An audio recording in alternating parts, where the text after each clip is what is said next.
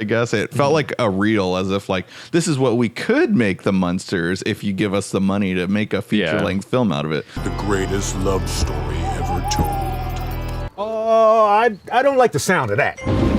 Think of it.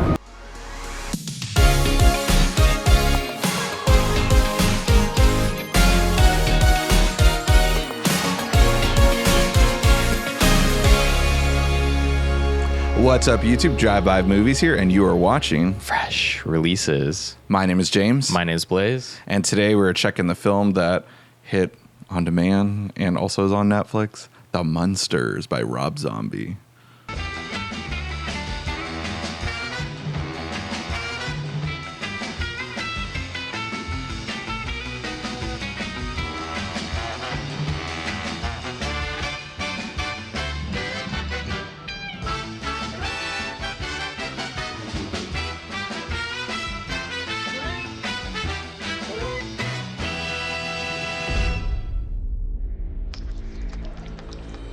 Prepare for the strangest love story ever told. Herman and Lily's crazy courtship takes the Munsters on a hauntingly hilarious trip from Transylvania to Hollywood. So, I'm a huge Munsters fan. I think I've been one since a kid. I used to always catch the episodes on TV Land back in the day. I've always just been a huge Munsters head. I got a couple shirts I'm sure you guys have seen on the show. James got me a great pair of, multiple pair packet of socks that are all Munsters socks. Forgot about that, yeah. And I still wear this to this day. I think I was wearing them yesterday, actually. Yeah. But yeah, I've just always been a huge Munsters fan. And after this first trailer dropped, I think it's kind of gone down in history as like the worst trailer basically ever made. Like it feels like, and there's even like theories that this was Rob Zombie edited this trailer by himself and the studio gave him like no money to make the trailer at all. Which is just surprising. Like, I feel like a director can edit a pretty good trailer, but that looked like it was made on Windows Movie Maker. And I don't even know if you can consider it a trailer for the most part, too, because, well, then again, after we get into the movie, I guess, like, I don't even know what you would want to cut to make a trailer out of this movie. It's just a weird clip of scenes, I guess. It felt like a reel, as if, like, this is what we could make The Munsters if you give us the money to make a feature-length film out of it. That's what it felt like. It really did. Yeah. Because it even has, like, little, like, bits of scenes, but there's no, like, jokes really in the trailer, or they just don't fit. And, I mean, that kind of bleeds into the whole film in general, if I'm going to be honest. Yeah. I felt like this film, I don't really know what it's marketed as, so I can't say it's like marketed specifically as a comedy or anything, but it's just, I mean, I feel like this movie's trying to be like a comedy. Yeah. But I felt like there was like no time in this movie where I was like actively laughing. I don't think I laughed once, honestly. Maybe once, if I remember correctly. And it was specifically just because Jorge Garcia's in it. I felt like I laughed when he came up with the name Munster. Yeah. And he based it off the cheese. Because I always did wonder, like, why are they called the Munsters? Right. You know, Herman Munster, Lily Munster, why are they called the Munsters? Yeah, that's a good question, yeah. And luckily we got this little, side story on, like the origin story on how the Munsters came to be.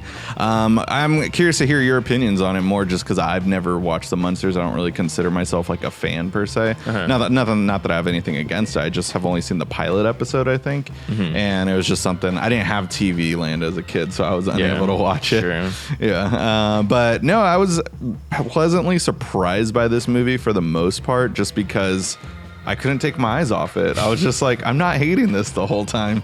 Like, I was just relatively just entertained. It's way too long. I was like, when is this movie going to end? And when does the plot start? Like, what is the plot of this movie? That was one of the main things, actually, for this movie. For me, it was like, I'm such a big Munsters fan. I saw the trailer. I hated the trailer. The trailer's horrible in general. Yes. But then, like, exactly like you said, this movie was, like, mesmerizing. It was like a car crash almost, but not like a fatal car crash or anything, just like a fender bender on the side of the road that you drive by and you can't stop watching and you don't hate it. Yeah.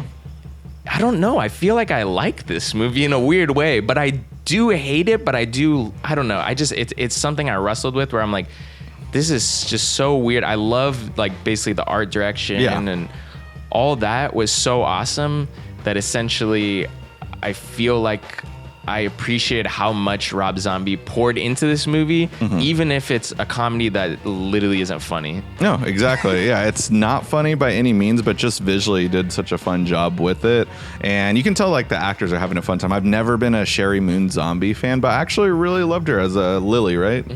Yeah, I thought she was very entertaining, and like I was like always annoyed that just Rob like tried to force her on us and stuff too. But she's quite charming in this role, and like she's aged great too. Like she still looks the same from that first Halloween movie I saw her in. I know she's been in like, you know, House of a Thousand Corpses and stuff, but I never saw any of that trilogy movie. Yeah. But yeah, for the most part, I just say it's too long. I don't know where the plot was going. It just feels like a really long pilot episode. Like I'm surprised this isn't just a Netflix. Like I'd watch this show if Netflix picked it up as like a reboot, but I was very surprised that just like kind of didn't go anywhere the whole movie. It's just like them just a series of moments of them just figuring things out, and then they get the house. So it felt like a weird origin episode, but just 2 hours. And then finally when I was like, all right, like now we're getting into the monster stuff, the movie kind of ends. Yeah, exactly.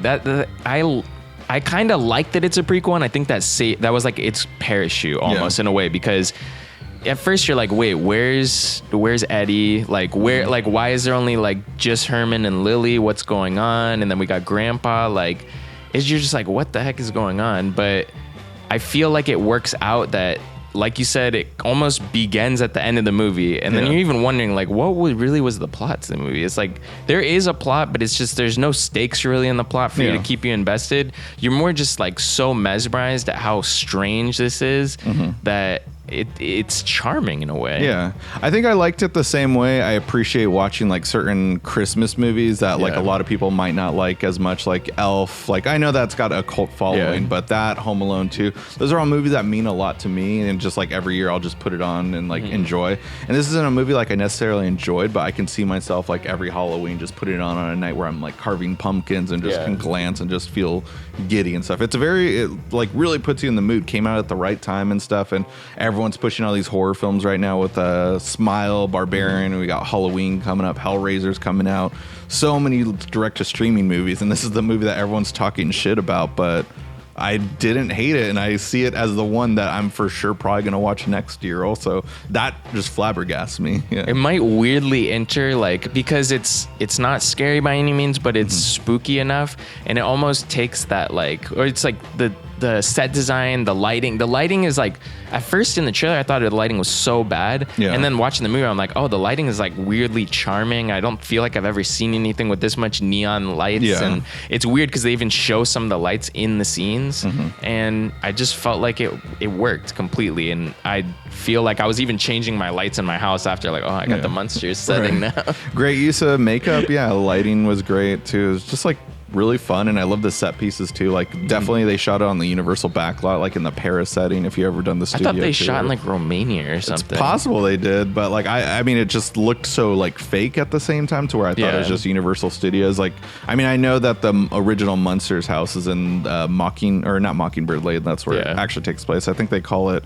I think it's now called Wisteria Lane, based off of Desperate Housewives. But it's that area, or the suburban area. It's where The Burbs is also shot. Like, I'm surprised they didn't film that stuff there, just because that could have been an homage. But I like the new take on the new house and stuff, and the twist on like that was the house that like she was like, oh, this is the reason why this house is so cheap, and like, oh, you want that house? Take it. Yeah. Other than that, I mean, I feel like honestly, if you have no interest in the Munsters, this movie you have no sweat in the game, so you might as well just check this movie out. Right. Because I feel like you have nothing to lose, especially if you're looking for like a Halloween movie that has a vibe, but isn't like, you don't like scary movies. So this is perfect. This just fits, like you said, it's a perfect holiday movie for Halloween, and there's not that many of those. Yeah. So I feel like this just fit something that like is a void that no one's really like gone into making stuff besides like a Disney Channel original movie that's bad, you know? Yeah, so many people I know love Halloween time, just not into horror though. This is the kind of movie that's right up your alley for that. But yeah, 100% recommended, I'd say. I'm so surprised I'm saying that. Went in really expecting to talk so much crap about it, but you know, you be the judge. It's on Netflix. It's easy for you to check out. It's not going to be on there forever though. It's just for a limited time. You can rent it through our Amazon affiliate link in our description description box below. That's a great way to help support the show, and leave a comment letting us know what you thought about the movie. And if you guys haven't already, go ahead and smash that like button, hit the subscribe button, and click that notification bell to get all latest updates. And if you can't get enough of us here on YouTube, all our social media links are down below in the description box. We got Instagram, Twitter, TikTok, Letterboxd accounts, you name it. Anyways, guys, that'll conclude this week's episode. Tune in next week for a brand new video.